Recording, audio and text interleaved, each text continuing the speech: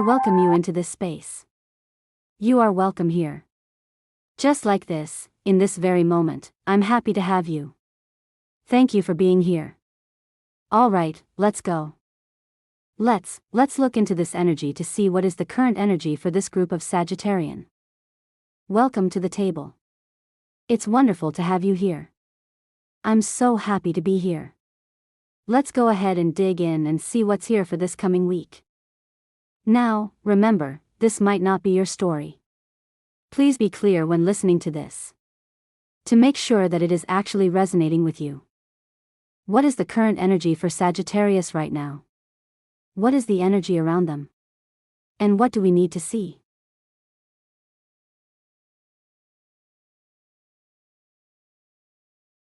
Card 1 says that someone has something exciting going on. You are standing there with a massive, brilliant, fiery spark of pure genius. This is ultimate Sagittarius energy. You have a grand vision, a sudden burst of inspiration, and you are ready to run with it at 100 miles per hour. It is a beautiful, unfiltered light bulb moment that has your brain completely hijacked in the best way possible. You are excited, passionate, and ready to create something amazing. Immediately, this toxic, upside-down energy crosses you to block your path. It represents sloppy, uncoordinated, or intentionally unsupportive people who cannot handle your light. The big idea here is that they are deliberately withholding their cooperation to slow you down. They aren't helping you build, they are dragging their feet, creating friction, messing up communication, and trying to make you feel like your idea is impossible just because they don't have the vision to see it. The fear. For this fiercely independent soul, the thought of being stuck in an unrewarding situation with empty pockets and no escape route. The hope, the moment where you no longer have to fight, scramble, or answer to anyone else.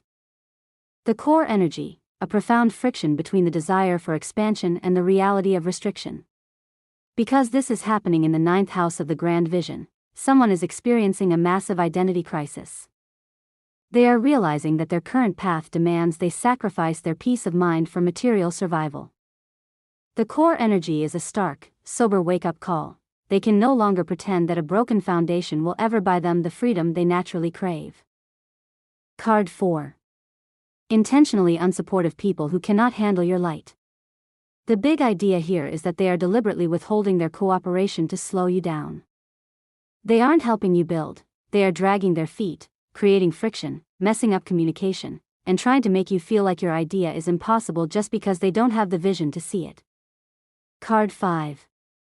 Someone is no longer willing to sleepwalk through life or chase mirages. They are forcefully taking off the rose-colored glasses, looking at the structural mess around them, and committing to a singular, sober truth. In hindsight, they know exactly what needs to be done. They have narrowed down their options and are completely done wasting time on shiny distractions. Someone is consciously looking at the chaos, the broken teamwork, and the crumbling foundation, and saying, "No, I am not giving up on this." They are trapped in a loop of trying to salvage a situation that might already be dead, returning to the scene of the crime because walking away feels too much like failing. In hindsight, they are choosing to stay and fight a losing battle, desperately hoping they can force a breakthrough out of sheer willpower. July is a very exciting season within itself.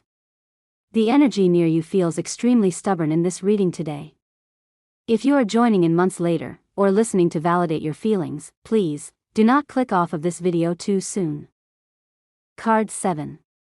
Someone may feel like the reciprocity is completely dead, they are giving 100% while everyone else is giving 0. In hindsight, their internal world is a mirror of their external reality. They feel like an outcast, nursing the stinging realization that they cannot rely on anyone else to match their emotional investment or back them up. Position 8 represents external influences, how others perceive them and the energy the environment is casting back. By appearing here, it has everything to do with the fact that people are watching them stand at a massive crossroads without making a move. While someone feels deeply disconnected internally, the Two of Cups reversed, others look at them and see someone holding a world of potential in their hands but refusing to step out of their comfort zone. To the world, someone looks indecisive, overly cautious, or paralyzed by the sheer number of future paths available to them. In hindsight, the crowd isn't necessarily hostile, they are just watching someone think, plan, and delay, wondering when this fiery Sagittarius is finally going to stop looking out at the horizon and actually make a definitive choice. It is truly my pleasure to distract this message. While you may not be under the same sky as me, we are all connected. I believe in you. In horary astrology, the 9th house rules over higher wisdom, the search for meaning, and long-term expansion, while position 9 in a Celtic cross represents an individual's secret hopes and deepest fears. Because the 9 of Pentacles represents total self-sufficiency and enjoying the fruits of one's own isolated paradise, its reversal in this specific house reveals an intense internal conflict. Someone is secretly terrified that if they commit to the heavy, stalled path ahead of them, the 2 of Wands, they will lose their autonomy, overextend their resources, and become miserably dependent on a broken system or unstable partners. In hindsight, their highest philosophical goal, 9th house, is being actively choked out by the fear of material ruin and personal confinement, making them secretly dread the exact future they are trying to plan for.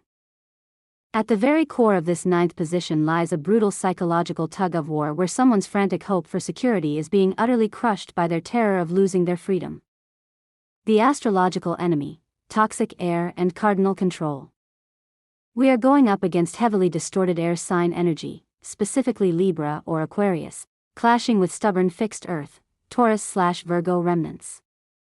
The persona, these are individuals who use logic as a weapon. They are hypercritical, cold, and rigid. The contrast, while someone is a fiery, big-picture Sagittarius who wants to expand, explore, and run on passion, the opposition is operating in cold, detached analysis. They are intentionally playing dumb, withholding information, or using bureaucracy and passive-aggressive silence to stall someone's momentum. Pause this video right now, grab your calendar, and mark these dates down. Between July 2nd and July 6, 2026, a critical cosmic window opens up to expose exactly who is trying to rain on your parade.